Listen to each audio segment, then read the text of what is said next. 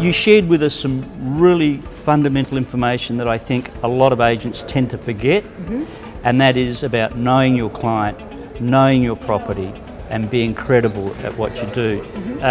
Can you share some pearls of wisdom? If you were to leave our listeners or our viewers with 3 pearls of wisdom, what would they be?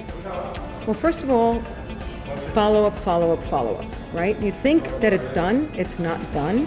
You have to continue following up until it's all the way closed and you got your check. Because a lot of people forget, oh, contract signed, that's it, right? I'm home free. No, you're not home free till you get that check, right?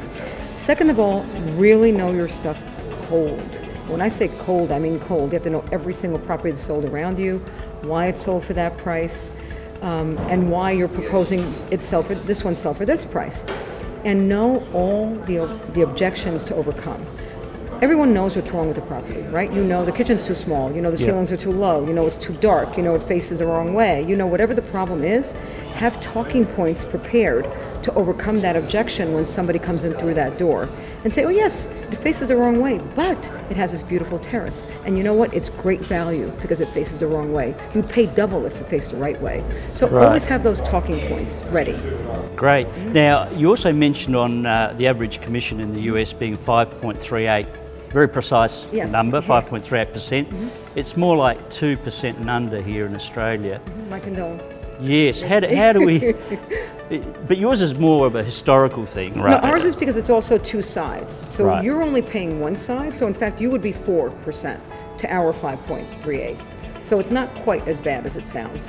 What do you think of Melbourne and the real estate profession as you've learnt about it while you've been here the last few days?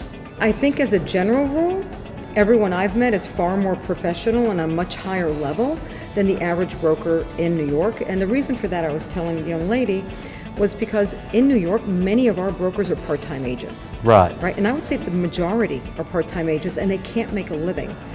That's a problem. So if you're part-time, you're never going to be a professional, ever.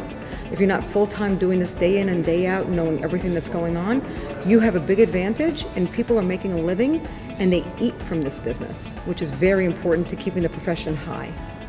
You're in a niche market and you are the broker for actors and all the personalities in Manhattan. How did you get to that? You obviously didn't know them when you started real estate, so how did you get into that position of dealing with the top end of the market, if you like? Well, I was very fortunate in that, first of all, I was an accountant for a motion picture company, so it's 2 parts to this. But first, I was an accountant for a motion picture company, United Artists, which you may remember. Yes, I do. Yeah, I'm old enough to. Yeah, so we made Rocky, you know, these were all those, that big era, Godfather, all those movies were United Artists movies. And because of that, an attorney referred me Barbra Streisand as one of my very first clients. So I, knowing nothing, which I admitted to him, look, you know, I don't know anything, I just went into this business. He goes, no, but you're honest, don't worry. Take care of her. And I did, 19 years, she was my client.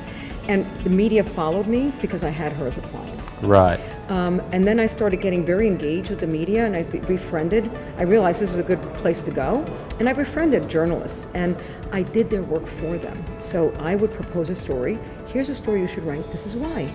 And sometimes they took it and sometimes they didn't, but when they took it, often they would feel guilty and quote me.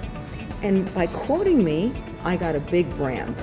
And that's how I basically broke out from the bunch. And that's the other interesting thing you mentioned in your speech, in your presentation. Even though you work for someone, make sure that you build your own individual brand. Yes, very important. It is very important, and I think I think if that's a really important takeout for agents and salespeople here in Melbourne, to build their own individual brand. And differentiate, right? Absolutely. Why should I hire you? Exactly. Right, and keep asking yourself that. Why should I hire you? Okay. Great. I can hire Perry, I can hire Susan, why you? And always come up with a more refined answer to that, and several answers, because not one size fits all, right? We all know the clients are all different. Exactly. Now, one final question. Sure. Can we see you back here next September? I'm here, you tell me. Great. I can't wait, I love it here.